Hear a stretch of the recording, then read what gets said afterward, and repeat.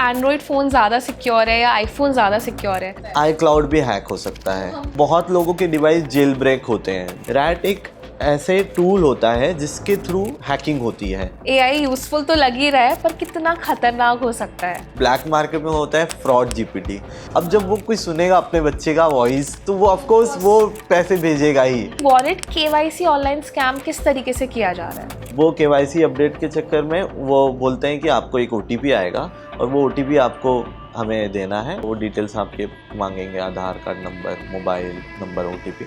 यहाँ से ये डेटा कलेक्शन करते हैं। ट्रैप जो है वो वहीं से बनना शुरू हो जाता है, क्योंकि गूगल पे सर्च करने से भी गूगल लिस्टिंग स्कैम होता है। विक्टिम के मन में लालच आ जाता है कि चलो मुझे तो पैसे मिल गए। मैनिपुलेट करते हैं साइबर क्रिमिनल्स और विक्टिम्स फंस जाते हैं। टेलीग्राम एक छोटा सा डार्क वेब टाइप बन चुका है जहाँ पे डेटा सेल होता है। कोई लड़की साड़ी में है तो एक साड़ी कलेक्शन वाला डेटाबेस बन गया। एक्चुअली में हमारा फ़ोन हमारी बातें सुन रहा है। यहाँ कोई फिजिकल ऐसा नहीं है, ये बॉट जैसे होता है। सोशल मीडिया तो आज हमारी लाइफ का पार्ट बन चुका है, तो कौन से ऐसे मेजर्स हैं जिनको उनका मतलब टेक केयर करना है कि भाई ये चीज़ तो आपको नहीं करनी है? कुरियर वाली कंपनी से बोल रहे हैं या किसी भी एजेंसी से बोल रहे हैं, व्हाट्सएप एक्टिव करने के लिए बस ओटीपी चाहिए। जितने भी स्कैम्स हो रहे हैं उसमें वर्चुअल नंबर का यूज़ किया जा रहा है।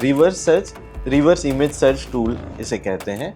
तो ये है, जैसे हम सर्च करेंगे तो हमें पता चल जाएगा कि हमारा ये फोटो और भी किसी प्लेटफॉर्म पे। मैट्रिमोनियल एप्स पे जो स्कैम्स होते हैं, क्या ये रियल स्कैम्स हैं? मोस्टली ये टारगेट करते हैं जो कि विडो लेडी है या फिर जिनकी शादी नहीं हुई है। एक विक्टिम थे जिनका एक 14 lakhs अराउंड पैसे चले गए थे। इंटरनेशनल लोग होते हैं, कुछ जैसे नाइजीरियंस हैं, कुछ उसमें ज़्यादा इन्वॉल्व होते हैं।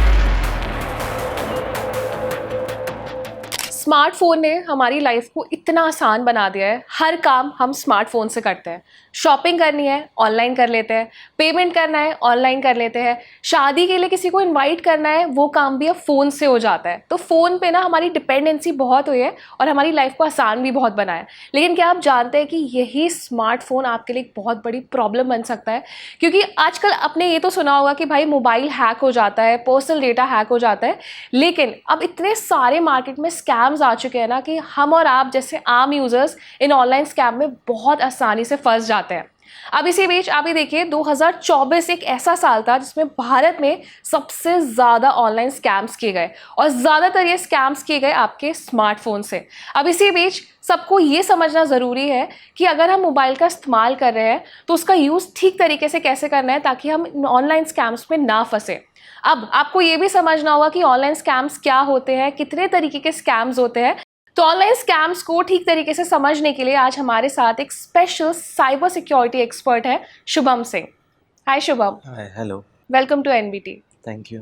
तो शुभम, सबसे पहले ना हमारे व्यूअर्स को ये समझाइए कि जैसे मोबाइल हैकिंग जो होती है ना, जैसे हमने हर बार सुना है कि मोबाइल हैक हो गया है या फ़ोन में ना कुछ अलग अलग एक्टिविटीज़ मॉनिटर हो रही हैं। तो सबसे पहले यूजर्स को ये बताइए कि मोबाइल हैकिंग कैसे होती है? बहुत सारे ऐसे मिस्टेक्स होते हैं जो विक्टिम्स करते हैं जिनकी वजह से मोबाइल हैकिंग हो जाती है। जिसमें कि होता ये है कि जैसे अभी शादी का माहौल, जैसे शादी का टाइम चलता है तो हाल ही में बहुत सारे लोगों के मोबाइल हैकिंग के केसेस आ रहे थे जिसमें कि उनको एक ऐसे फाइल सर्कुलेट हो रहा था, आमंत्रण.apk। हाँ, मैंने ऐसे बहुत सारे सोशल मीडिया पे देखे भी थे। जी। लोगों ने रिपोर्ट किया कि इस तरीके के लिंक्स उनको शोकेस हो रहे हैं। वो प्रॉपर फाइल टाइप होते हैं जिसमें कि आपको लगेगा कि ये कोई इनविटेशन है, और जब विक्टिम उस पर क्लिक करके ओपन करते हैं, चेक करते हैं, उसके बाद उनका फ़ोन हैक हो जाता है। तो ये फ़ोन हैकिंग ऐसे होती है, जैसे ये आमंत्रण.apk हो गया, वैसे कभी किसी विक्टिम को कोई URL आ गया है, किसी PDF फाइल में या किसी फाइल में बाइंड करके ट्रोजन वायरल स्प्रेड कर दिया है हैकर ने, इस तरीके से होता है। तो इसमें 2-3 तरीके से होता है। एक तो इंडिविजुअली टारगेट करके, और कुछ लोग ऐसे बल्क में टारगेट करते हैं कि इस तरीके का फाइल स्प्रेड कर दिया जाता है ताकि जितने लोग उस फाइल को ओपन करें या उस फाइल को इंस्टॉल करें, उनका डिवाइस का रिमोट एक्सेस हैकर्स के पास चले जाता है। ओके, मतलब ये पूरा प्रोसेस होता है हैकिंग का? जी हाँ, ये पूरा प्रोसेस होता है जिसमें कि जैसे ही वो फाइल आप ओपन करेंगे, आपने उसे इंस्टॉल कर लिया, उसके बाद आपका जो डेटा है वो पूरा डेटा उनके रिमोटली उनके पूरे सर्वर पे चले जाता है, जिसको हमारे टर्म्स में बोलते हैं rat, remote administration tool. Rat एक ऐसे टूल होता है जिसके थ्रू हैकिंग होती है, जैसे एंड्रॉयड के लिए भी है और iOS के लिए भी है। अच्छा, दोनों जो सॉफ्टवेयर्स होते हैं उनके लिए अलग अलग टर्म्स यूज किए जाते हैं। अलग अलग ये टर्म्स हैं। रैट वर्ड जो मैंने पहली बार सुना है, इंटरेस्टिंग लग रहा है। आप थोड़ा सा और इसे एक्सप्लेन कर सकते हैं? जी, ये जो रैट होता है उससे कि रिमोट एग्जीक्यूशन का काम करता है। ये कि रिमोटली हमने एक फ़ाइल हैकर ने या किसी साइबर क्रिमिनल ने डेवलप की और उसने वो स्प्रेड कर दी। वो स्प्रेड करने का जितने लोग उस फाइल को इंस्टॉल कर रहे हैं या ओपन कर रहे हैं, उनका जो भी डेटा है, अगर किसी ने इंस्टॉल कर लिया उस फाइल को, जैसे फेस्टिव सीज़न आता है तो फेस्टिव सीज़न में फ्लिपकार्ट, अमेज़ॉन या ऐसे जितने भी ई कॉमर्स प्लेटफॉर्म्स होते हैं, ई कॉमर्स प्लेटफॉर्म्स जो है, वो ई कॉमर्स प्लेटफॉर्म के नाम पे ऑफर्स, ऐसे लिंक्स बहुत सारे स्प्रेड होते हैं मैंने जिसमें ना बहुत कलीग से सुना है, बहुत फ्रेंड्स हैं जो हमेशा बोलते हैं कि यार ऑफर आ रहा है, कोई स्मार्टफोन है बहुत सस्ता मिल रहा है। तो ये जो ऑफर्स होते हैं ये रियल होते हैं? देखिए, नहीं, इसमें कहीं ना कहीं आप मार्केट में जैसे किसी चीज़ की वैल्यू है वो ज़्यादा है और आपको कम में शो कर रहे हैं कि इस लिंक के थ्रू आप रेफ़र करेंगे तो आपको ऑफ़र है, चीप मिलेगा, तो ऐसे करके लोग उसको लिंक को स्प्रेड करते हैं कि अगर आप किसी फ्रेंड को रेफ़र कर रहे हैं, अपने किसी फैमिली मेम्बर को इस लिंक के थ्रू अगर वो रजिस्टर कर रहे हैं तो उनको उस पर वो चीप रेट में मिल जाएगा या उन्हें सस्ते में वो प्रोडक्ट मिल जाएगा। इस तरीके से वो स्प्रेड होता है, जबकि वो ई कॉमर्स वेबसाइट की प्रॉपर क्लोनिंग होती है। जैसे कि लिंक में आपको जो प्रीव्यू आता है उसमें किसी पॉपुलर कोई जो ई कॉमर्स वेबसाइट है उसकी ही इमेज, मतलब उस तरीके से ही वो प्रीव्यू आएगा, बट जब आप ओपन करेंगे उसके बाद भी आपको वो प्रॉपरली उसी तरीके से दिखेगा कि ये ई कॉमर्स पोर्टल है। और जब आप उसमें पेमेंट गेटवे में जाएंगे या जो प्रोडक्ट है, जो एक्चुअली जो ऑफिशियल साइट्स है वहाँ पे वो बहुत एक्सपेंसिव है, पर इस साइड में बड़ी सस्ती दिखा रही है। हाँ, ये मैंने देखा है मेजरली कि सबसे ज़्यादा गैजेट्स को या इलेक्ट्रॉनिक्स को लेकर ही ना यूज़र्स को ऐसे ट्रैप में फंसा लेते हैं। राइट। तो मैं भी बहुत लाइक शॉकिंग होता है सुनने में कि इतना महंगा स्मार्टफोन है और किसी डील में वो मतलब 50% या 60% के प्राइस कट ऑफ पे कैसे मिल सकता है? कैसे मिल सकता तो है? जैसे आप बता रहे हैं कि क्लोनिंग की जाती है वेबसाइट की, तो ये कैसे पॉसिबल है? लाइक इतने बड़े कॉमर्स प्लेटफॉर्म की क्लोनिंग कर देना, तो उसमें लाइक और कितने तरह की हैकिंग्स होती है? ये बहुत ही इजी हो जाता है। फिशिंग जो हम पहले सुने होंगे कि फिशिंग होता है, फिशिंग जैसे पेज बनता था उसी तरीके से किसी भी वेबसाइट की क्लोनिंग की जा सकती है और वो क्लोनिंग के जो यूआरएल है वो स्प्रेड कर दिया जाता है। मोस्टली ये जैसे कोई फेस्टिवल आ गया उस टाइम पे काफ़ी स्प्रेड होता है और जब ये ओपन किया जाता है, जैसे लिंक के थ्रू भी आप ओपन करोगे तो आपको उस पॉपुलर वेबसाइट की क्लोनिंग दिखेगी। इवन वो एप्लीकेशन जो एपीके फाइल हो गया, जिस जो एंड्रॉयड में यूजर्स डाउनलोड करते हैं, तो उसमें भी आपने ओपन किया तो वो सेम एप्लीकेशन की क्लोनिंग होगी, नाम भी आपको उसी एप्लीकेशन का दिखेगा जो पॉपुलर ओके, बिल्कुल वेबसाइट है, सेम नाम होगा। बिल्कुल सेम होगा। गॉड, बस ये तो बहुत स्कैरी सा लग रहा है सुनने में, क्योंकि जैसे आम यूजर है वो कैसे ही पहचान पाएगा कि कौन सा ऐप या कौन सा लिंक असली है या नकली है? तो ये आप ये भी बता सकते हैं कि इसको पहचानना कैसे है? जी, देखिए, सबसे पहले कि अगर आपको किसी व्हाट्सएप, ईमेल या किसी अदर सोर्स से आपको लिंक या कोई फाइल आ रहा है, आपको वहाँ पे ओपन ही नहीं करना है। आपको डायरेक्टली उन ऑफिशियल जो जैसे प्ले स्टोर है, ऐप स्टोर है, जो ऑफिशियल चैनल है, आप डायरेक्ट उनके वेबसाइट पे विज़िट कर सकते हैं। आप जैसे कि अब ऑलमोस्ट सबको पता है कि कौन से पॉपुलर ई कॉमर्स वेबसाइट है, ऑनलाइन शॉपिंग के जो भी वेबसाइट्स है, आप डायरेक्टली वहाँ पे विज़िट करिए और वहाँ से आपको जो भी ई शॉपिंग करनी है आप कर सकते हैं। और जो भी एप्लीकेशन डाउनलोड करना है वो ऑफिशियल सोर्स से करिए, ना कि आपको किसी व्हाट्सएप पे लिंक आ रहा है उसकी वजह से। क्योंकि क्या होता है, लोगों ने रेफ़र किया है कि इस लिंक के थ्रू करेंगे तो सस्ता मिलेगा, इस चक्कर में लोग लालच के चक्कर में ओपन कर देते हैं और वहाँ से बहुत बार जो एप्लीकेशन अगर आया किसी के पास फाइल, तो उन्होंने इंस्टॉल किया तो उनका तो फ़ोन हैक होगा। और अगर लिंक के थ्रू अगर किसी ने ओपन किया, जब पेमेंट गेटवे आएगा तो उसमें होता है कि कुछ लोग होते हैं कि जो स्मार्ट, जो सोचते हैं कि कैश ऑन डिलीवरी करें, सीओडी करें, बट उसमें भी वो ऐसी वेबसाइट जो है वो पॉलिसी देती है कि आपको 20% एटलीस्ट ऑनलाइन पेमेंट करना है, उसके बाद आप जो 80% है वो आप COD में कर सकते हो।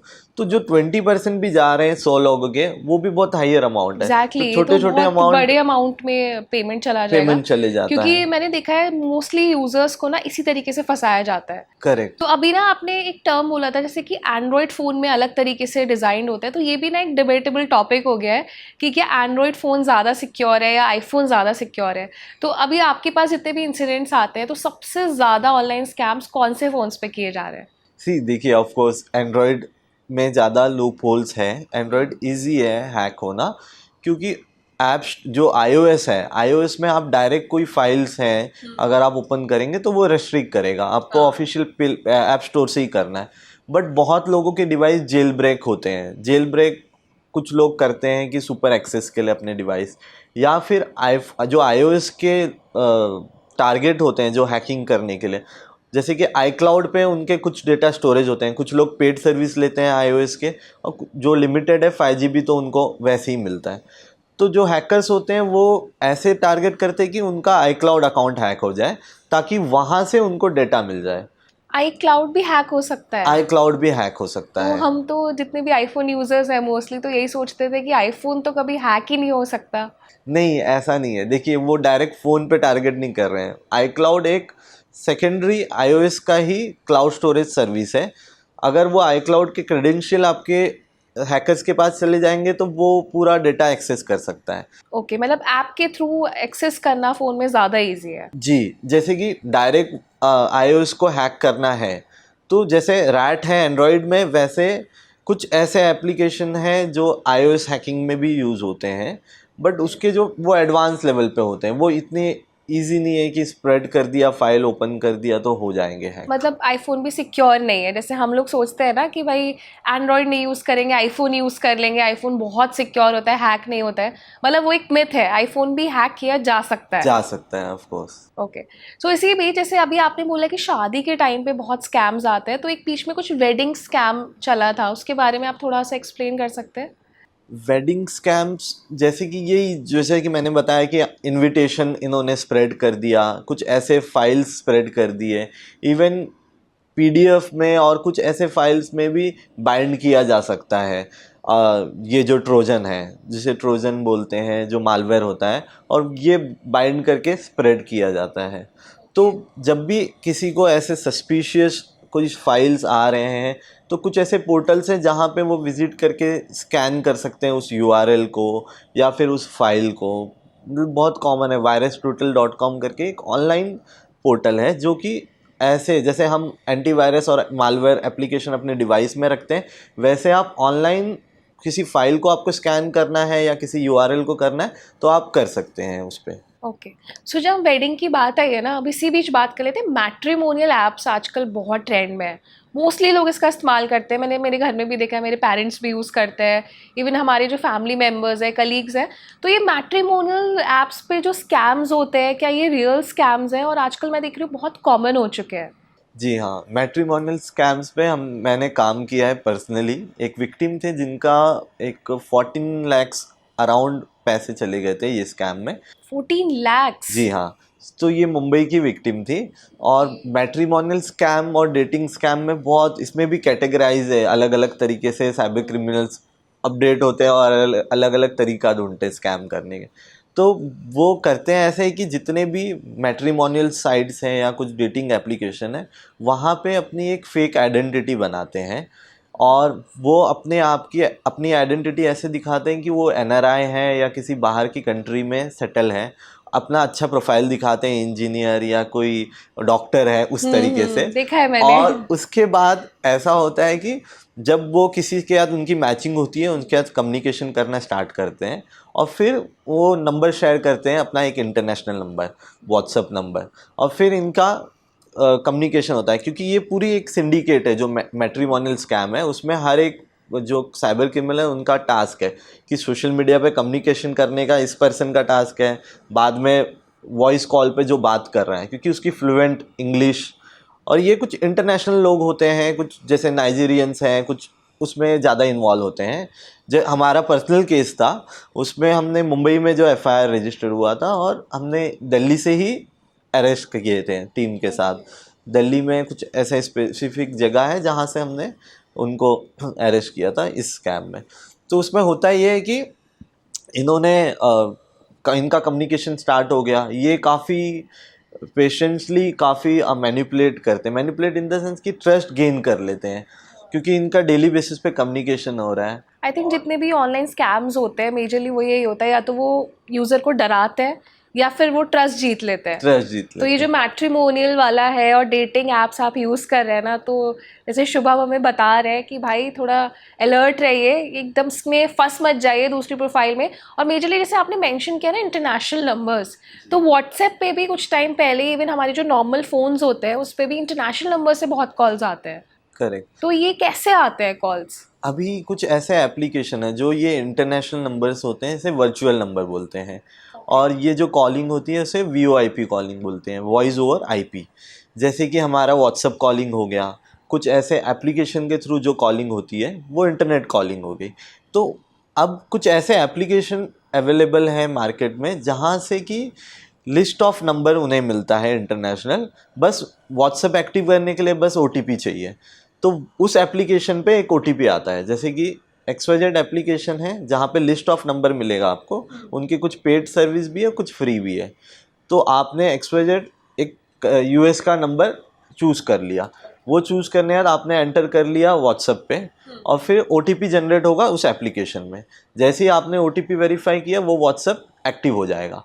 इस तरीके से बहुत ईजिली हो गया है। तो आजकल जितने भी स्कैम्स हो रहे हैं उसमें वर्चुअल नंबर का यूज़ किया जा रहा है ताकि उसको ट्रेस बैक करना, उसके फुटप्रिंट निकालना उतना इजी नहीं है जैसे कि नॉर्मल कोई नंबर है उसके केवाईसी निकाल लिए, उसकी डिटेल निकाल लिए तो ईजिली मिल जाता है। पर ऐसे नंबर के लिए थोड़ी सी और मेहनत करनी पड़ती है उनको ट्रेस करने के लिए। इसीलिए जो साइबर क्रिमिनल्स हैं वो वर्चुअल नंबर का यूज़ करते हैं। और फिर जो मैट्रिमोनियल का हमारा स्कैम था उसमें होता ये है कि वो विक्टिम से कम्युनिकेशन कम से कम 2-4 महीने में अच्छी खासी हो जाती है, मतलब 2-4 महीने चलता है चलता है कॉन्वर्सेशन? उनका। और ये 2-4 महीने में ऐसे एक जन से नहीं, ऐसे ग्रुप ऑफ पीपल से, ग्रुप ऑफ विक्टिम से बात करते हैं, मतलब सेम एक पूरा स्क्रिप्ट एक ग्रुप है पीछे बैठकर जो ये मैट्रिमोनियल या ऑनलाइन स्कैम कर रहा स्कैम है। कर रहा है, उनका प्रॉपर स्क्रिप्ट है। और वो जो इम्पर्सनेट करते हैं जिसकी आइडेंटिटी, उसको डेली बेसिस पे अप टू डेट, जैसे कि हम डेली बेसिस पे चाय पी रहे हैं, कॉफ़ी पी रहे हैं, ऑफिस जा रहे हैं, हर एक मतलब चीज़ का पूरा ऑफिस अप चल रहा है पीछे। टू डेट, हाँ एकदम अप टू डेट अपडेट मिलता है विक्टिम को हर एक चीज़ का। और मोस्टली ये टारगेट करते हैं जो कि विडो लेडी है या फिर जिनकी शादी नहीं हुई है, मोस्टली वो ऐसे विक्टिम को ज़्यादा करके टारगेट करते हैं जो तो हमने ये जो देखा आप है। बता रहे हैं कि टारगेट करते हैं, तो उनको ये डिटेल्स कहाँ से मिल रहे हैं? ये सोशल मीडिया पे और मीडिया। मैट्रिमोनियल साइट्स पे जब वो मैचिंग करते हैं तो वहाँ पे बेसिक इन्फॉर्मेशन होते हैं ऑलरेडी मेंशन, तो वो फिल्टर करते हैं। इसके लिए भी एक डेडिकेटेड पर्सन होता है उनका कि जो जिसका टास्क सिर्फ ये है कि आपको मॉनिटर करना है ये सब चीज़ें और फिल्टर करके वो प्रोफाइल पास करना है। फिर बाद में जो कम्युनिकेट करने वाला पर्सन है वो कम्युनिकेशन करेगा। ऐसा तो इनका शुभम पूरा। आपने ना बहुत डरा दिया है हमारे यूजर्स को। आप बोल रहे हैं कि मैट्रिमोनियल साइट पे होता है, ई कॉमर्स प्लेटफॉर्म पर होता है, सोशल मीडिया के थ्रू होता है। तो सोशल मीडिया तो आज हमारी लाइफ का पार्ट बन चुका है, तो इसमें और क्या प्रिकॉशंस है? जैसे मैं सोशल मीडिया पर हूँ तो मेरे लिए तो इम्पॉर्टेंट है कि मेरी प्रोफाइल है उस पर मैं कुछ कुछ अपडेट करूँगी चीज़ें। तो हमें इन सब चीज़ों में क्या ऐसी चीज़ें हैं जिनका ध्यान रखना है? कौन से ऐसे मेजर्स हैं जिनको जिनका मतलब टेक केयर करना है कि भाई ये चीज़ तो आपको नहीं करनी है? क्योंकि स्कैम्स तो कॉमन हो चुके हैं और हर चीज़ के थ्रू ऑनलाइन स्कैम हो रहा है। तो आप बताइए कि बचना कैसे है इन सबसे? देखिए, इम्पर्सनेशन और आइडेंटिटी थेफ्ट जो होता है सोशल मीडिया के थ्रू वो काफ़ी बहुत ज़्यादा होता है, बहुत सारे विक्टिम्स हैं इस चीज़ के। तो इसमें आपको पहले ये देखना है कि अगर किसी का पब्लिक प्रोफाइल नहीं है तो सोशल मीडिया पे ही बहुत सारे ऐसे प्राइवेसी सेटिंग्स हैं जहाँ पे कि आप अपनी अकाउंट प्राइवेट रख सकते हैं। और प्राइवेट रखना है और आपका जो फ्रेंड लिस्ट है वही आपके जो भी डेटा है वो देख सकते हैं। इवन प्रोफाइल पिक्चर लॉक होता है, फेसबुक हो गए और जो भी प्लेटफॉर्म्स हैं वहाँ पर। और दूसरी चीज़ आपको ये देखनी है कि कुछ ऐसे रिवर्स सर्च इमेज टूल्स हैं ऑनलाइन इवन गूगल के भी हैं। तो उसमें ये है कि जो आपने प्रोफाइल पिक्चर रखी है या जो फ़ोटोज़ आपने रखी है वो आपने अगर वहाँ अपलोड की तो वो आपको बता देगा कि ये और कहाँ-कहाँ अपलोडेड है, सेम फ़ोटो, अच्छा, ये सिमिलर हम फ़ोटो। उससे पता लगा सकते हैं कि एक जो फ़ोटो हमने अपलोड किया है ये और कहाँ यूज़ हो रहा है। जी हाँ, रिवर्स इमेज सर्च टूल इसे कहते हैं। तो ये है, जैसे हम सर्च करेंगे तो हमें पता चल जाएगा कि हमारा ये फ़ोटो और भी किसी प्लेटफॉर्म पे और भी किसी फेक सोशल मीडिया अकाउंट पे यूज़ हुआ है। तो आप वहाँ से रिपोर्ट कर सकते हैं। सोशल मीडिया जो फेसबुक है, इंस्टाग्राम है, उनका इम्पर्सनेशन फॉर्म होता है जहाँ पे कि किसी की फ़ेक अकाउंट बनी है तो वो वहाँ पे रिपोर्ट कर सकते हैं फ़ेक यूआरएल सबमिट करके, उसका नाम और अपनी आईडी जो भी है, आधार या जो भी आइडेंटिफिकेशन वेरीफाई करने के लिए करना है वो अपलोड करना है। उसके बाद वो जो इम्पर्सनेशन अकाउंट है वो रिमूव होने के पॉसिबिलिटीज़ होती हैं। ओके। इस तरीके से ये इम्पर्सनेशन का ये होता है। सो शुभम, जैसे अभी आपने बहुत सारे स्कैम्स हमको बताए हैं, मैट्रिमोनियल के थ्रू होता है, सोशल मीडिया के थ्रू होता है। कोई इससे अलग ऐसा स्कैम है जो आपके पास कोई केस आया हो और आपको सुन के लगा हो कि भाई इस तरीके का भी ऑनलाइन स्कैम किया जा सकता है? सी डेली बेसिस पे साइबर क्रिमिनल्स और हम देख रहे हैं नए नए मोडस ऑपरेंडी लाते रहते हैं।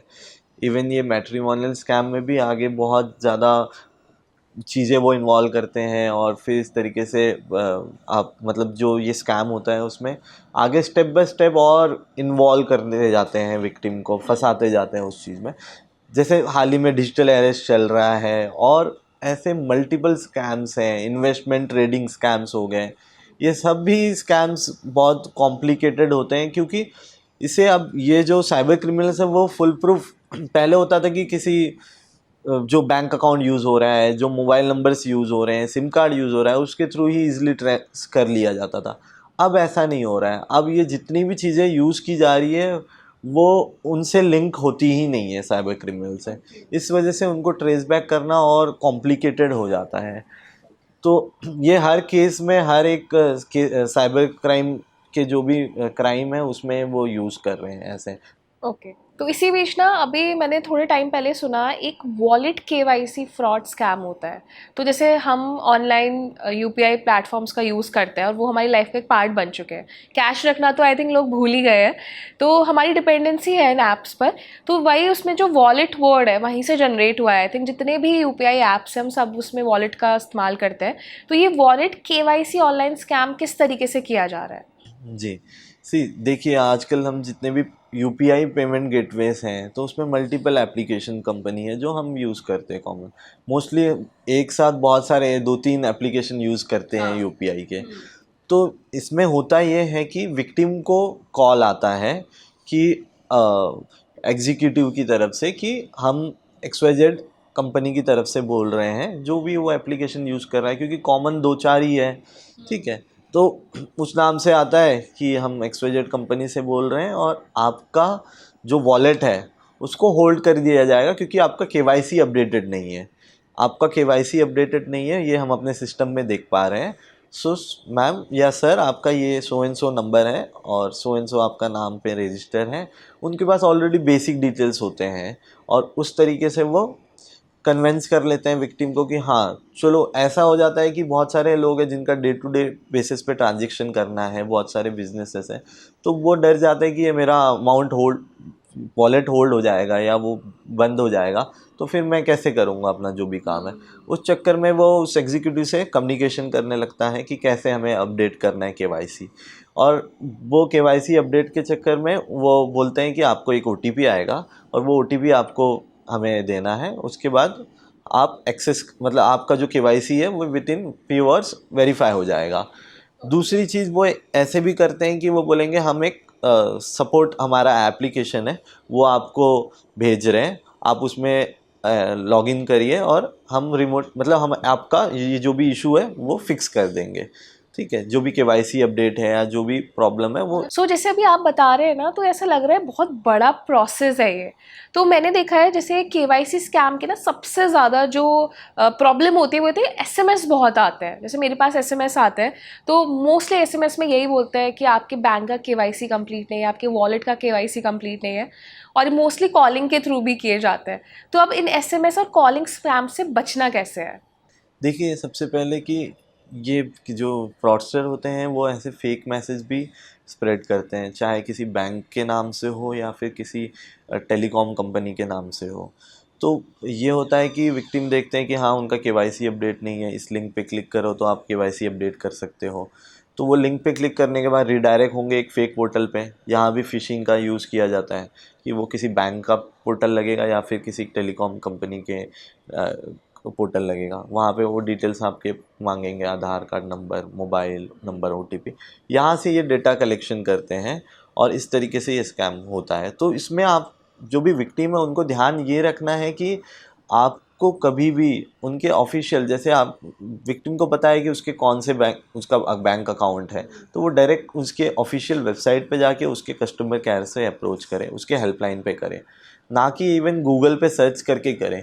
क्योंकि गूगल पे सर्च करने से भी गूगल लिस्टिंग स्कैम होता है, जिसमें कि गूगल पे फेक लिस्टिंग साइबर फ्रॉडस्टर डाल के रखते हैं कि यह सपोर्ट हेल्पलाइन नंबर है किसी बैंक का, किसी एनजीओ का या किसी XYZ सर्विस का, और वो एड्स रन किया जाता है कि नियर बाय ये चीज़ की हमें सर्विस चाहिए।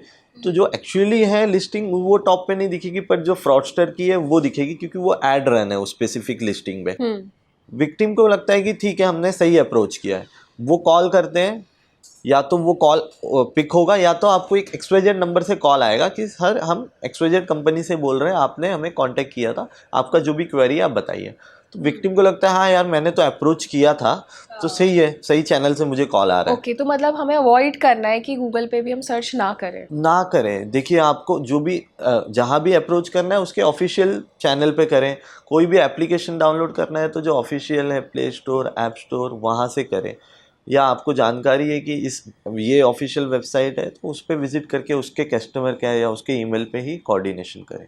ये आपने बहुत अच्छी टिप दी है कि गूगल पे सर्च नहीं करना है, क्योंकि यूजुअली जैसे हमें कोई प्रॉब्लम होती है ना, तो सबसे पहले हम सॉल्यूशन के लिए गूगल के पास ही जाते हैं। गूगल बाबा बोलते हैं ना कि कुछ भी हमें सर्च करना है गूगल पे चले जाते हैं। तो आई थिंक ये एक बहुत अच्छी टिप आपने बताई कि हर चीज़ को गूगल पे सर्च नहीं करना है, क्योंकि इससे आई थिंक स्कैमर्स को एक ईजी वे मिल जाता है हमें अप्रोच करने का। करेक्ट। तो अभी इसके साथ साथ ना ये ट्रेडिंग और इन्वेस्टमेंट स्कैम्स भी बहुत ज़्यादा चल रहे हैं। जैसे आजकल इंडिया में ट्रेडिंग का बहुत ट्रेंड है, लोग अपना मनी इन्वेस्ट करते हैं। तो इन्वेस्टमेंट के नाम पे भी मैंने देखा है बहुत सारे लोगों को बोला जाता है कि ऑफर्स दिए जा रहे हैं, या आप यहाँ पैसा इन्वेस्ट करिए आपको इतने रिटर्न्स मिलेंगे। तो ये ट्रेडिंग इन्वेस्टमेंट स्कैम्स कॉमन है, आपके पास आए हैं कोई ऐसे इंसिडेंट्स? जी हाँ, काफ़ी काफ़ी केसेस आए हैं कि इसमें ऐसा होता है कि बहुत सारे सोशल मीडिया हैंडल्स हैं जहाँ पे वो अपने एक अकाउंट बनाते हैं जिसमें फेक फॉलोअर्स से, कि हाँ उनके 100K या बहुत ज़्यादा फॉलोअर्स हैं, कमेंट्स हैं, रिव्यूज़ हैं, और वो डेली बेसिस पे वहाँ पे अपडेट करते हैं कि हाँ इतना बेनिफिट ये हमारे क्लाइंट को हुआ है, उसको इतना बेनिफिट हुआ है, उसके रिव्यूज़ वगैरह सब स्प्रेड करते हैं। तो कुछ ऐसे विक्टिम्स होते हैं जो जिनको इंटरेस्ट होता है कि हाँ मुझे इन्वेस्ट करना है, वो उनसे बातचीत करते हैं। तो ये इनको फिर एक ग्रुप में ऐड करते हैं, व्हाट्सएप ग्रुप में या टेलीग्राम ग्रुप में, जहाँ पे वो ऐड हो जाता है। उसको डेली बेसिस पे अपडेट आते हैं, लोग वहाँ पे अपडेट कर रहे हैं कि हाँ हमें इतना बेनिफिट हुआ, इतना, बहुत ज़्यादा। तो उसमें होता ये है कि उस ग्रुप में जो लोग होते हैं जो ये डाल रहे हैं वो सब उनके ही लोग होते हैं, साइबर फ्रॉडस्टर के। और जो विक्टिम्स हैं, ऐसे मल्टीपल विक्टिम्स भी उस ग्रुप में हैं, तो वो देखते हैं। बहुत कुछ लोगों ने महीनों महीनों तक ऑब्जर्व किया उस चीज़ को, फिर जाके उनको एक ट्रस्ट आ जाता है कि इतने लोगों को तो बेनिफिट हो रहा है, हम भी ट्राई करते हैं। तो वो पहले एक सर्टेन अमाउंट से ट्राई करते हैं। सर्टेन अमाउंट करने के बाद कुछ लोग हैं जिनको वो, जैसे किसी ने 20,000 इन्वेस्ट किया, उसको वो 2 दिन में 5,000 रिटर्न करते हैं कि आपको ये रिटर्न है। और फिर उनको एक लॉगिन पैनल देते हैं जिसमें कि वो मॉनिटर कर सकते हैं कि उन्होंने कितना इन्वेस्ट किया है और वो कितना प्रॉफिट्स हो रहा है, कितना, और डेली बेसिस पे फिर उसके प्रॉफिट्स बढ़ते हैं। पर वो विड्रॉ नहीं कर सकते उस विड्रॉ नहीं लॉगिन कर पैनल सकते, में। बट उसमें शोकेस होता रहता है कि आपका अमाउंट बढ़ रहा है। जी हाँ, अमाउंट बढ़ रहा है। तो वो अमाउंट बढ़ता है, देखते हैं लोग, तो वो उनको अप्रोच करते हैं कि अभी सर आप कुछ ऐसे एक्सक्लूसिव आप ट्रेडिंग कर सकते हैं जिसमें कि आपको हायर अमाउंट रिटर्न्स है। रिटर्न जो है वो हायर अमाउंट है, आपको so and so amount invest करना है। उसके बाद आपको जैसे मतलब पूरा ट्रैप बनाया एक जाता पूरा है। ट्रैप हो जाता है। तो जब वो हायर अमाउंट डालता है उसके बाद जब विड्रॉ नहीं कर पाता विक्टिम बार बार, तब उसे समझ में आता है कि ये उसके साथ स्कैम हुआ, क्योंकि जो पोर्टल होता है वो प्रॉपर एकदम प्रोफेशनल तरीके से बना होता है कि कोई डाउट ना खाए कि ये फेक है, या इसमें इस तरीके से होता है कि हाँ आपको ये अमाउंट आपके अकाउंट में आप विड्रॉ कर सकते हो, और इस तरीके से लोग फंस जाते हैं। तो ये टेलीग्राम पे बहुत ज़्यादा होता है, टेलीग्राम पे, और रैंडमली भी बहुत सारे लोगों को ऐसे मैसेज जाता है कि कुछ जॉब टास्क है कि आपको सो एंड सो एक लिंक देंगे हम 5। आई थिंक इसको पिग बूचरिंग स्कैम भी राइट, बोलते हैं ना, जिसमें राइट। सो बहुत सारे ऐसे लोग विक्टिम्स हैं जिनको व्हाट्सएप पे मैसेज आता है कि आपको कुछ टास्क मिलेंगे और आप डेली बेसिस पे सर्टेन अमाउंट अर्न कर सकते हैं। तो हाँ, फिर लोग सोचते हैं कि ये तो बहुत इजी टास्क है, इसमें पैसे मिल भी रहे हैं। तो ये एक्चुअली पैसे देते भी हैं कुछ हाँ, लोगों को, मैंने सुना है कि यूजर्स के पास पैसे आ जाते हैं। और आने के बाद वो सोचते हैं यार पैसे तो आ गए ये छोटे से टास्क करके। फिर वो उनको बोलते हैं कि हम आपको एक ग्रुप में ऐड करेंगे जहाँ पे आपको और कुछ ऐसे हाई रिटर्न्स वाले चीज़ें हैं वो आप कर सकते हो, ठीक है। तो वहाँ पे उनको इन्वेस्टमेंट वाला जो स्कैम है वो ये ऐड कर देते हैं कि आपको इसमें एक सर्टेन अमाउंट इन्वेस्ट करना है और आपको हाई रिटर्न्स मिलेंगे। आई थिंक वो ट्रैप जो है वो वहीं से बनना शुरू हो जाता है। यहीं से बनना शुरू हो जाता है क्योंकि विक्टिम के मन में लालच आ जाता है कि चलो मुझे तो पैसे मिल गए छोटे से टास्क के, तो और पैसे मैं कमा सकता हूँ, ये कोई जेन्यून है या इनके पास है फंड, इस जो भी है विक्टिम के दिमाग में आता है। इस तरीके से वो मैनिपुलेट करते हैं साइबर क्रिमिनल्स और विक्टिम्स फंस जाते हैं।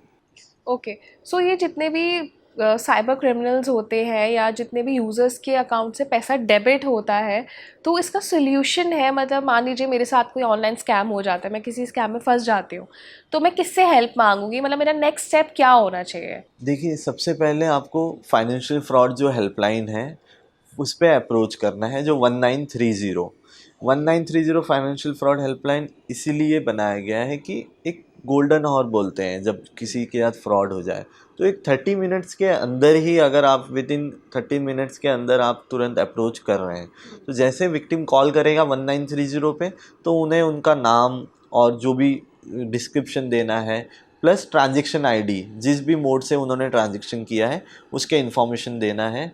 वो देने के बाद उन्हें एक एक्नॉलेजमेंट नंबर व्हाट्सएप पे SMS पे आ जाएगा, और उसके थ्रू वो स्टेटस चेक कर सकते हैं अपना cybercrime.gov.in पे, जो गवर्नमेंट का पोर्टल है।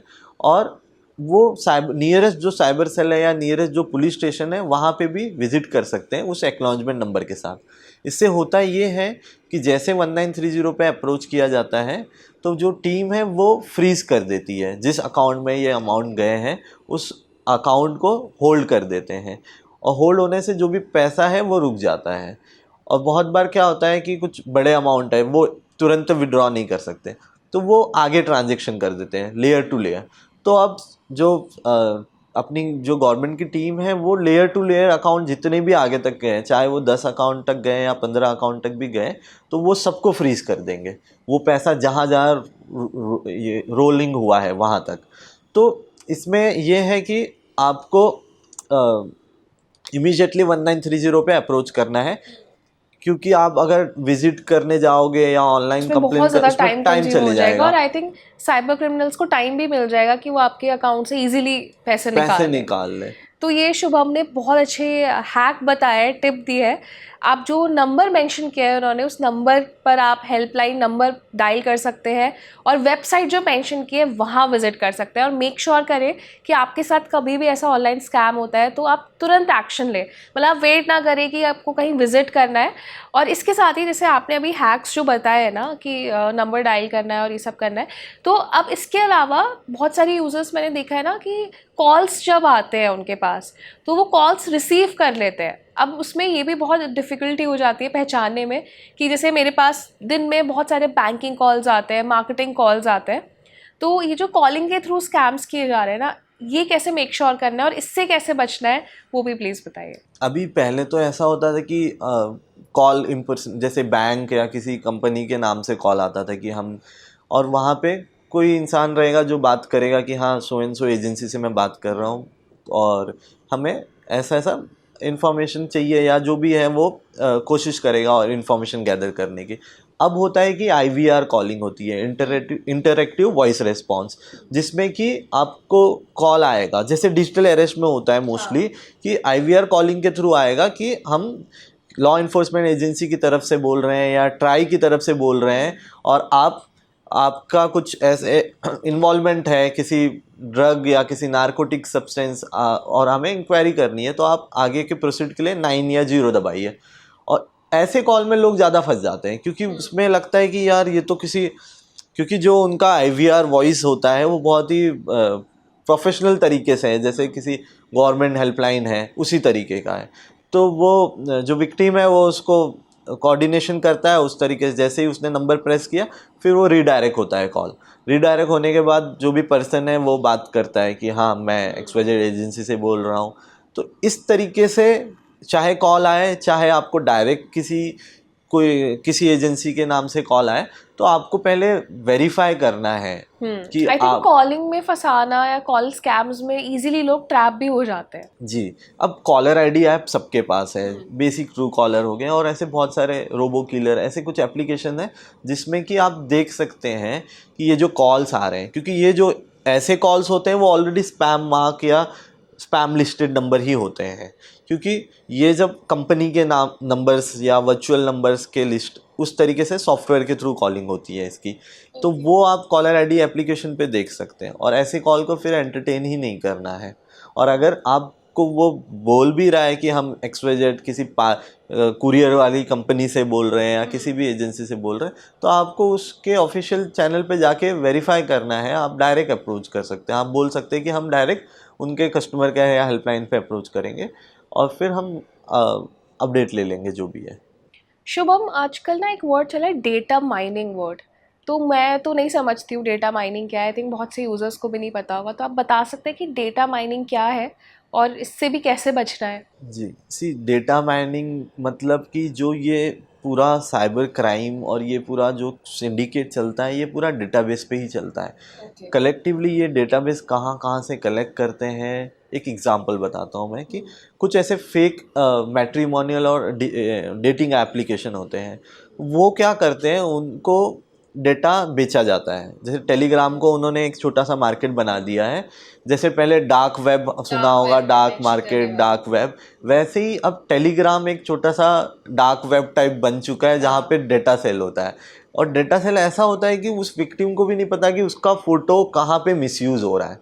तो ये जो फेक मैट्रिमोनियल और डेटिंग एप्लीकेशन है उस पे जो फ़ोटोज़ होते हैं, जो कभी कभी एड्स हमें आ जाते हैं कि हाँ ये मैट्रिमोनियल है, शोकेस होते हैं। और कभी बहुत सारे लोग हैं जो सब्सक्रिप्शन लेते हैं डेटिंग और मैट्रिमोनियल साइट्स पे, तो वो वहाँ पे विजिट करने के बाद फ़ोटोज़ जो देखते हैं, मल्टीपल फ़ोटोज़ जो भी होते हैं वहाँ पे, वो सब कुछ ऐसे विक्टिम्स के होते हैं जिनको पता ही नहीं कि उनके फ़ोटोज़ मैट्रिमोनियल या डेटिंग ऐप पे यूज़ हो रहा है। पता ही नहीं और उनका अकाउंट क्रिएट किया गया है। सोशल मीडिया पे कुछ ऐसे डेटाबेस बनते हैं, जैसे कि इंस्टाग्राम हो गए या फेसबुक हो गए, वहाँ पे जो हम फोटोज़ डालते हैं डे टू डे बेसिस पे, उसके पूरे एक डेटाबेस बनते हैं कि आप चाहे उसको कैटेगराइज करते हैं वो कि कोई लड़की साड़ी में है तो एक साड़ी कलेक्शन वाला डेटाबेस बन गया और वो उसको क्लाउड सर्वर पर डाल के सेल करते हैं बल्क में कि आप इस UPI में पेमेंट करो, फिर हम आपको लिंक का एक्सेस देंगे और आप डाउनलोड कर सकते हैं। मतलब हमें पता नहीं है और हमारा डेटा सेल किया जा रहा है, मतलब लोग प्रॉफिट्स बना रहे हैं उस डेटा को सेल करके। जी, उसका मिसयूज भी हो सकता है। मिसयूज भी हो सकता है। देखिए पहले होता था कि हम किसी मॉल में जाए तो कुछ लोग होते थे कि जो पेन पेपर लेके रहते थे कि आपका इन्फॉर्मेशन दीजिए सर, ये कूपन है या ऑफर लगेंगे आपको, या बैंकिंग कार्ड्स के लिए ऑफर देते बैंकिंग कार्ड्स के लिए ऑफर देते थे, तो हम अपने इन्फॉर्मेशन दे देते थे, हमारा नाम, नंबर, बहुत बार पैन कार्ड, बहुत सारी डिटेल्स हम प्रोवाइड करते हैं। और ऐसे ही करके डेटा, जैसे हमें कुछ एनवेलप आया, कुछ कुरियर आया, तो हम उसे बिना फाड़े या बिना हम उसे ये किए हम फेंक देते हैं डस्टबिन में। तो वो वहाँ से भी कलेक्टिवली हो रहा है। मतलब ये ग्राउंड लेवल से लेके ऑनलाइन तक, हम ऑनलाइन बहुत सारे ऐसे पोर्टल है जहाँ रजिस्ट्रेशन करते हैं और वहाँ पे हम अपना डिटेल्स दे देते हैं, साइन अप करते हैं बहुत सारे फॉर्म्स, तो वहाँ पे हम इंफॉर्मेशन देते हैं। तो इसका जो ब्लैक मार्केट है वो बहुत बड़ा है। मतलब स्क्रैच के थ्रू भी किया जा रहा है, जो हम कचरा फेंक देते हैं या जो भी हम ध्यान ही नहीं देते शायद इन सब चीज़ों पे, तो वहाँ से भी डेटा स्टील किया जा स्टील सकता है। किया जा सकता है। जैसे अभी तो हम डेटा की बात कर रहे हैं, इवन मैंने अभी सुना कि जो हम चार्जिंग कॉर्ड यूज़ करते हैं या यूएसबी केबल जो होती है, चार्जर होते हैं, उसके थ्रू भी स्कैम्स होते हैं। जी हाँ, वो कैसे हो रहा है? इसे जूस जैकिंग बोलते हैं टर्म में। और इसमें ये होता है कि जो मोस्टली ये एयरपोर्ट और कैफ़ेज़ में ये होता है कि जो पोर्ट होता है यूएसबी पोर्ट, जिसमें डायरेक्ट, जैसे कि हमारे प्लग इन डायरेक्ट अडेप्टर के थ्रू हम चार्जिंग करते हैं और एक प्लग इन पोर्ट, तो जो पोर्ट होता है उसको वो मालवेयर से इन्फेक्ट कर दिया जाता है, जिसे हम कि juice jacking word juice jacking बोलते हैं। जैसे एक पेन ड्राइव में मालवेयर है, वो हमने उस पहले पोर्ट में लगा दिया और वो पोर्ट से निकाल दिया कुछ सर्टन टाइम में, तो जो मालवेयर है उसके बाद जो भी इनपुट करेगा उस पोर्ट में, उसके डिवाइस से इंफॉर्मेशन फेच हो जाएगा और फिर बाद में वो इंफॉर्मेशन वापस से ऑनलाइन जो उनका सर्वर है या ऑनलाइन वो पेन ड्राइव डाल के वापस से फेच किया जा मतलब सकता जो है। चार्जिंग कॉर्ड है ये भी हमारे लिए खतरनाक गैजेट बन चुकी है। मतलब यही देखना है कि उसको यूज़ सही तरीके से करना चाहिए, मेक श्योर करना चाहिए कि हम उसको ऑफिशियल जगहों पे यूज़ करें। जी देखिए, आपको डायरेक्ट प्लग अडेप्टर यूज़ करना है या आपको अल्टरनेटिव ऑप्शन है पावर बैंक आप यूज़ करिए, या पावर बैंक आप वहाँ पे ये कर सकते हैं। इस तरीके से आपको अवेयर रहना है। ओके। तो जैसे अभी हमने बहुत सारे स्कैम्स की बात की है, अब इसी बीच जैसे मैंने देखा है डिजिटल अरेस्ट वर्ड भी आपने बोला था, और आजकल ना एआई का यूज़ बहुत कॉमन हो गया है। तो digital arrest, AI, online scams, क्या ये सब कंबाइंड है या एआई का भी अलग से यूज़ किया जा रहा है ऑनलाइन स्कैम्स में? एआई का तो बहुत ही अलग तरीके से यूज़ किया जा रहा है। जैसे आजकल ना हम लोग इतने फ्री माइंड हो गए कि भाई एआई आ गया, एआई ने हमारी लाइफ इतनी आसान बना दी है, लेकिन on the other side I think AI बहुत ज़्यादा खतरनाक भी हो रहा है। तो जैसे आप बोल रहे हैं कि भाई ऑनलाइन स्कैम्स भी हो रहे हैं एआई के थ्रू। होता ये है कि जैसे कि नॉर्मल यूजर्स एआई का use day to day basis पे कर रहे हैं, चाहे वो क्रिएटिव्स के लिए या बहुत सारी चीज़ों के लिए, कंटेंट क्रिएशन छोटी के छोटी लिए, चीज़ों छोटी के लिए छोटी हम चीज़ों के लिए आज एआई का एआई इस्तेमाल का कर रहे हैं। इस्तेमाल कर रहे हैं। तो जैसे चैट जीपीटी होता है, वैसे ही ब्लैक मार्केट में होता है फ्रॉड जीपीटी, जिसमें कि आप कुछ भी कमांड देंगे। जैसे पहले कोई फिशिंग वेबसाइट बनानी है तो बहुत टाइम लगता था चीज़ों में, अब यहाँ पे सिर्फ हमने कमांड दे दिया और उस तरीके से क्लोनिंग, उस तरीके से सोशल इंजीनियरिंग, ऐसे कंटेंट क्रिएशन हो जाते हैं कि जो फ्रॉडस्टर यूज़ करते हैं अभी। ये इंटरेस्टिंग वर्ड है जो आपने बताया, फ्रॉड। फ्रॉड जीपीटी, ये एक्चुअली एप्लीक जैसे चैट जीपीटी है वैसी फ्रॉड जीपीटी है, जिसके थ्रू वो पूरा इंफॉर्मेशन, कुछ भी कमांड देना है, चाहे कोई फिशिंग पेज बनाना है या कोई ऐसे ऑफिशियल किसी इम्पर्सनेट करना है किसी चीज़ को, तो वो उस चीज़ से किया जा सकता है। ओके। तो आपको लगता है जैसे आने वाला टाइम तो एआई का ही है और फ्यूचर में हम सब डिपेंडेंट होने वाले हैं एआई के ऊपर, तो एआई का इस्तेमाल करके और कितने तरीके के स्कैम्स हो सकते हैं? क्या ये मतलब एआई यूज़फुल तो लग ही रहा है, पर कितना खतरनाक हो सकता है? सी बहुत ज़्यादा खतरनाक हो सकता है, क्योंकि बहुत सारे ऐसे वॉइस क्लोनिंग स्कैम्स हुए हैं जिसमें कि ऐसा हुआ है कि विक्टिम के किसी रिलेटिव को, किसी घर वालों को विक्टिम के ही वॉइस में वॉइस नोट गया है। I think voice cloning, voice cloning AI बोलते हैं वॉइस इसमें, एआई क्लोनिंग। Voice cloning. इसमें वॉइस गया है कि मुझे urgently so and so amount चाहिए, मैं यहाँ फंस गया हूँ। अब जब वो कोई सुनेगा अपने बच्चे का वॉइस, तो वो ऑफकोर्स वो पैसे भेजेगा ही इस तरीके से। तो इसका जो लेवल है वो वीडियो क्लोनिंग तक जाएगा। जो वीडियो क्लोनिंग, कि आपको वीडियो आएगा उस पर्सन का, जो आप विजिबल हो कि हाँ ये सो एंड सो पर्सन है। आई थिंक ये स्टार्ट भी हो गया है, ये हमने हो देखा गया था है। डीप फेक्स कितने ज़्यादा वायरल डीप हुए। फेक, डीप न्यूड, बहुत सारे ऐसे इजी, लाइक आप किसी भी फोटो को एक्सप्लिट कंटेंट कर सकते हैं बहुत ही ईजिली वन क्लिक में।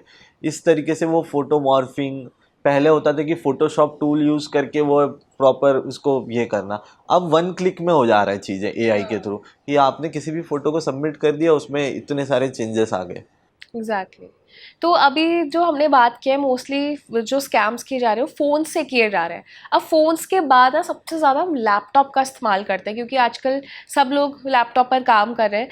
तो क्या लैपटॉप भी हैक किया जा सकता है? जी, लैपटॉप भी किया हैक, जा सकता है। यस, लैपटॉप भी हैक किया जा सकता है। जैसे फ़ोन हैक हो सकता है रिमोटली, वैसे लैपटॉप के भी ट्रोजन्स होते हैं, मालवेयर्स होते हैं, जिसको कि रिमोटली हैक किया जा सकता है। और अलग अलग तरीके, जैसे हमने यूएसबी जैकिंग की बात की, तो वैसे कुछ टूल्स हैं कि अगर पेन ड्राइव आपके आपके लैपटॉप में अटैच करके निकाला गया, तो जो हम पासवर्ड सेव रखते हैं गूगल क्रोम या मोजिला फायरफॉक्स, जो भी ब्राउज़र हम यूज़ करते हैं, तो हम सेव पासवर्ड रख लेते हैं, ठीक है, यूज़र नेम सेव पासवर्ड, ताकि इजी लॉगिन हो पाए, चाहे बैंकिंग के हो, सोशल मीडिया का। तो वो पूरा डेटा फेच कर लेगा आपका, जितने यूज़र नेम है और फिर वो जिसने भी निकाला है वो पेन ड्राइव यूज़ कर सकते हैं। ये तो फिजिकल हो गया। और रिमोटली भी अगर हम कुछ ऐसे एप्लीकेशन ओपन कर रहे हैं, बहुत अपने सारे लैपटॉप में बहुत सारे ऐसे मेल आते हैं इनकम टैक्स की तरफ से, ऐसे फेक बहुत सारे मेल्स वगैरह आते रहते हैं लोगों को, उसमें अटैचमेंट फाइल होता है, तो लोग देखते हैं कि हाँ ये फाइल क्या है, ओपन कर लो, डाउनलोड तो कर लिया, पर जब वो ओपन करते हैं तो वो एग्जीक्यूशन हो जाता है आपके सिस्टम के साथ। पर अगर आपके डिवाइस में कुछ अच्छा अप टू डेट आपका डिवाइस है और कुछ एंटी मालवेयर है, तो वो डिफेंड कर सकता है उस चीज़ से। बट अप टू डेट अब ये जो साइबर क्रिमिनल्स है उस तरीके से ट्रोजन भी उस तरीके से बनाते हैं कि जो बाईपास हो जाए। तो शुभम, जैसे अभी आपने बोला कि लैपटॉप हैक किया जा सकता है और आपने सेफ्टी टिप्स भी बताए कि उसमें एंटीवायरस रखना चाहिए या फिर अप टू डेट रखना चाहिए, तो इसके अलावा जैसे बहुत सारे ऑनलाइन स्कैम्स मुझे लगता है इंटर रिलेटेड भी होते हैं, तो आप यूज़र्स को ऐसे कुछ और एडिशनल टिप्स देना चाहेंगे जिससे इन तरीके के स्कैम से बचा जा सके? सबसे पहले आपको अप टू डेट रखना है आपका डिवाइस, चाहे वो फ़ोन हो या लैपटॉप हो या जो भी सिस्टम हो आपका। दूसरी चीज़, आपको अपने डिवाइस में कुछ ऐसे एंटी मालवेयर या एंटी वायरस रखने हैं जो कि बेसिक, हम कुछ ऐसे suspicious link day to day basis पे बहुत सारे ओपन करते हैं, तो जो आपको अलर्ट करे कि आप ओपन कर रहे हो वो हार्मफुल वेबसाइट्स हैं या हार्मफुल एप्लीकेशन है। थर्ड चीज़ कि आपको कोई भी एप्लीकेशन डाउनलोड करना है तो ऑफिशियल चैनल से करना है, ऑफिशियल सोर्स से करना है, डायरेक्ट कोई फाइल ओपन नहीं करने हैं। बहुत सारे यूज़र्स होते हैं जो free OTT subscriptions, direct file, direct कुछ एप्लीकेशन है जो आपको फ्री में OTT के एक्सेस दे देते हैं बहुत सारे, तो मूवीज़ वेब सीरीज़ आप देख सकते हो उसे। तो ऐसे एप्लीकेशन इंस्टॉल करने के बाद आपके कहीं ना कहीं डेटा का मिसयूज़ हो रहा है, क्योंकि उनके पास पूरा एक्सेस जाता है, हम पूरा डिवाइस का एक्सेस देते हैं उनको। और आपको अपना 2 फैक्टर ऑथेंटिकेशन एनेबल करके रखना है, चाहे वो आपका अभी व्हाट्सएप पे भी सिक्योरिटी अपडेट हो चुका है, आप वहाँ पे भी रख सकते हो, और आपके जो बैंकिंग एप्लीकेशन है, ईमेल अकाउंट्स है, वहाँ पे स्पेशली जो आपका इंटरनेट बैंकिंग होता है या नेट बैंकिंग एप्लीकेशन है, वहाँ पे आप अपने जो अमाउंट है वो लिमिट रख सकते हो कि आप सर्टेन अमाउंट ही विड्रॉ कर सकते हो, या जो भी आप ट्रांजेक्शन कर रहे हो उसको आप लिमिट कर सकते हो, क्योंकि उनके हर एक एप्लीकेशन के अंदर एक सिक्योरिटी ऑप्शंस है जहाँ पे कि आप कुछ इंटरनेशनल पेमेंट गेटवे है कि आप ऑनलाइन शॉपिंग करते हो तो उनका पेमेंट गेटवे इंटरनेशनल है, ठीक है, तो वैसे वेबसाइट्स के लिए आप डिसेबल रखेंगे जब आपको यूज़ नहीं करना है। जब आप ऑनलाइन शॉपिंग कर रहे हो या कुछ कर रहे हो तो आप उसको एनेबल करके फिर ट्रांजेक्शन करिए, ताकि आपका डेटा कहीं गया भी है और वो ट्रांजेक्शन करने की कोशिश कर भी रहे तो उसको रेस्ट्रिक्ट होगा, रेस्ट्रिक्ट हो जाए। वो सक्सेस नहीं हो पाएगा। और अगर आपने 10,000 या बेसिक एक लिमिट अमाउंट रखा है विड्रॉवल का, तो आपको जिसके अकाउंट में 10 लाख रुपए हैं, 5 लाख रुपए हैं, वो 10,000 में 5,000 में ही पता चल जाएगी इसका अकाउंट हैक हो गया, तो बाकी पैसे बच सकते हैं। एग्जैक्टली ताकि बहुत बड़े लेवल पे ना जाए, ना जाए। और एटलीस्ट मतलब कुछ बेसिक टिप्स हमें फॉलो करने चाहिए जिससे स्कैमर को भी ये पता चल जाए कि हाँ, कि ये जो यूज़र है ये अवेयर है इन सारे टिप्स के बारे में। जी। सो शुभम, अभी आपने बहुत अच्छे टिप्स दिए हैं कि 2 फैक्टर ऑथेंटिकेशन का यूज़ करना है, वो एक मस्ट टिप है जो आई थिंक सारे ऐप्स में या सोशल मीडिया प्लेटफॉर्म्स में हमें यूज़ करना चाहिए। अब एक लास्ट क्वेश्चन मेरा ये भी है, जैसे हम लोग ना वाईफाई का इस्तेमाल करते हैं, इंटरनेट पर बहुत डिपेंडेंट है, तो मैंने ये भी सुना है कि वाईफाई के थ्रू भी फ़ोन हैकिंग हो जाती है अगर लैपटॉप में भी आप यूज़ कर रहे हैं, तो इसको कैसे पहचानना है और इससे बचना कैसे है? सो वाईफाई में होता ये है कि पब्लिक वाईफाई या जो ओपन वाईफाई होता है वो थोड़ा मतलब सेफ़ नहीं होता ज़्यादा करके। जैसे पब्लिक जो गवर्नमेंट का सेटअप किया गया वाईफाई है, वहाँ पे आपको मोबाइल नंबर डाल के OTP वेरिफिकेशन करना है, और फिर आप आगे के ये आपका वो एक सिक्योर चैनल है कि उसमें लिमिट है आपको और बहुत सारी चीज़ें हैं मॉनिटर हो रही हैं। पर कुछ ऐसे वाईफाई होते हैं कि जो हमें फ्री दिख गए, ओपन दिख गए, हमने कनेक्ट कर लिया, तो वहाँ पे वायरलेस हैकिंग जो होती है कि हम जो भी जहाँ पे भी जो एक्टिविटी कर रहे हैं उस नेटवर्क से कनेक्ट हो गए, तो वहाँ से भी हमारे डेटा थेफ्ट होने के चांसेस हैं, वहाँ से भी हमारे डेटा मिसयूज़ होने के चांसेस हैं। तो कभी भी आप ओपन नेटवर्क या अपना खुद का नेटवर्क हम हॉटस्पॉट दे देते हैं किसी को भी, तो उसको यूज़ करके भी कुछ हार्मफुल चीज़ें हो सकती है जो कि हमारे लिए हम अफेक्ट कर सकती है। तो आपको सबसे पहले एन्क्रिप्शन जो होता है, हम जब हॉटस्पॉट देते हैं तो उसको एनेबल रखना है, ओपन नहीं रखना है। दूसरी चीज़, अगर हम कनेक्ट कर भी रहे हैं कहीं और जाके किसी वाईफाई पे, तो वो सिक्योर चैनल है। अगर वहाँ पे जो एन्क्रिप्शन WPA2 जो एन्क्रिप्शन होते हैं, वो अगर हम डायरेक्ट पासवर्ड डाल के कर रहे हैं तो फिर हम कर सकते हैं, बट जो ओपन है जो वहाँ पे करना सेफ मतलब नहीं अवॉइड होता, करना चाहिए, अवॉइड करना है कि अगर ओपन वाईफाई है तो आप मेक श्योर करें कि उससे कनेक्ट नहीं करना है, और करना भी है तो सिक्योरिटी के साथ। जी। अब शुभम, एक और इंटरेस्टिंग क्वेश्चन मुझे आपसे पूछना है। जैसे हम लोग ना किसी प्रोडक्ट के बारे में बात करते हैं, किसी ब्रांड के बारे में बात करते हैं, तो ये बहुत से यूज़र्स एक्सपीरियंस करते हैं कि बात करने के तुरंत बाद ही ना वो फ़ोन में दिखने लगता है, सोशल मीडिया ऐप्स पे स्क्रॉल कर रहे होते हैं तब दिखने लगता है। तो ये कैसे होता है? अब ये हमारा डिवाइस है, हमारा जो माइक होता है फ़ोन का, ठीक है, या फिर हम इवन कुछ सर्च करते हैं और हम किसी वेबसाइट पे गए तो हमारे एड्स जो होते हैं साइड में वो शो करने लगेंगे, हमने किसी प्रोडक्ट के बारे में देखा। तो डिवाइस में हमारे जो एक्चुअली जो पूरा मार्केटिंग के काम चल रहा है, जो भी चीज़ें हो रही है, तो डेटा एक्सेस तो लिया जा रहा है, ठीक है। जो हम बोल रहे हैं, हम जो टाइप कर रहे हैं, हम जो एक्सेस कर रहे हैं, तो इस हिसाब से ये पूरा मार्केट और ये सब चलता है। मतलब जैसे लोग बोलते हैं कि यार हमारा फ़ोन हमारी बातें सुन रहा है, तो क्या एक्चुअली में हमारा फ़ोन हमारी बातें सुन रहा है, सब कुछ मॉनिटर कर रहा है? यहाँ कोई फिजिकल ऐसा नहीं है, ये बॉट जैसे होता है, जैसे AI काम करता है उस तरीके से ही इसमें कुछ ऐसे इंटेलिजेंस सेटअप है जो कि कैप्चर करेगा, उस हिसाब से वही हमें आउटपुट दिखाएगा हमारे डिवाइस में, ठीक है। तो ये जो पूरा सिस्टम है टेक्निकल फ़ोन का या किसी इंटरनेट का, ये इसी तरीके से डेवलप किया गया है। ओके तो मतलब अगर ये हो रहा है बहुत कॉन्स्टेंटली, जैसे मैं किसी ब्रांड के बारे में बात कर रही हूँ या लोग इस बारे में कंप्लेन करते हैं, तो इससे मतलब इसको मेक श्योर कैसे करना है कि ये ना हो? देखिए, इसके लिए हम रेस्ट्रिक्ट कर सकते हैं परमिशन। हम जब allow only at this time कर सकते हैं, अभी जो ऑप्शन आता है, चाहे वो लोकेशन हो, माइक हो, और कुछ ऐसे भी कर सकते हैं कि परमिशन मैनेजर टूल्स होते हैं जो प्ले स्टोर और ऐप स्टोर पे अवेलेबल हैं, जहाँ पे आप सिर्फ परमिशन डायरेक्ट आप दे सकते हो कि हाँ, इस ऐप के लिए मैं इतने परमिशन दे रहा हूँ, चाहे वो लोकेशन के हो या मेरे माइक का एक्सेस हो या मेरे गैलरी का या कॉन्टैक्ट का एक्सेस हो। तो उस ऐप का क्या यूज़ है, जैसे कोई OTT प्लेटफॉर्म है तो उसको क्या परमिशन लगेगा, वो तो उस हिसाब से हम उसे उस एप्लीकेशन के लिए उतनी ही परमिशन देने हैं जितनी रिक्वायरमेंट है, और वो जब हम यूज़ कर रहे हैं तभी देने हैं, ना कि हम यूज़ नहीं कर रहे हैं और बैकएंड में भी हमारे वो डेटा कैप्चर कर रहा है और फेच कर रहा है, तो वहाँ पे थोड़ा अवॉइड करना है। Okay, thank you so much Shubham, आपने ना बहुत अच्छे से आज हमें समझाया है कितने तरीके के स्कैम्स हैं। आई थिंक मैंने तो अभी तक लिमिटेड स्कैम्स के बारे में सुना था, लेकिन आपने बहुत बड़ी लिस्ट हमें बताई है और एक एक स्कैम के बारे में आपने बहुत अच्छे से समझाया है। इवन शुभम ने ये भी बताया कि इन स्कैम्स से बचना कैसे है। सबसे बड़ा कंसर्न जो है ना वो यही है कि लोगों में अवेयरनेस नहीं है, उनको ये नहीं पता है कि इस तरीके का स्कैम हो रहा है। मतलब हर चीज़ में ऑनलाइन स्कैम हो सकता है, ऑनलाइन शॉपिंग में, मैट्रिमोनियल ऐप्स पर हो सकता है, इन्वेस्टमेंट ऐप्स पर हो सकता है, इवन आप वाईफाई भी यूज़ कर रहे हैं तो उससे भी आपका फ़ोन को हैक किया जा सकता है, आपका लैपटॉप भी हैक हो सकता है। तो इतने तरीके के हैक्स आपने बताए हैं, बहुत ही इंटरेस्टिंग इन्फॉर्मेशन आपने दी है। और साथ ही में अब ना हम नेक्स्ट टाइम भी आपके साथ एक कॉन्वर्सेशन करना चाहते हैं कि ये जो जितने भी डेटा मॉनिटर होता है हमारा, तो इस डेटा मॉनिटरिंग में किस तरीके से कैसे किया जाता है, कौन कौन से साइबर क्रिमिनल्स होते हैं जो इस पूरे डेटा को प्लान कर रहे हैं, एग्जीक्यूट कर रहे हैं।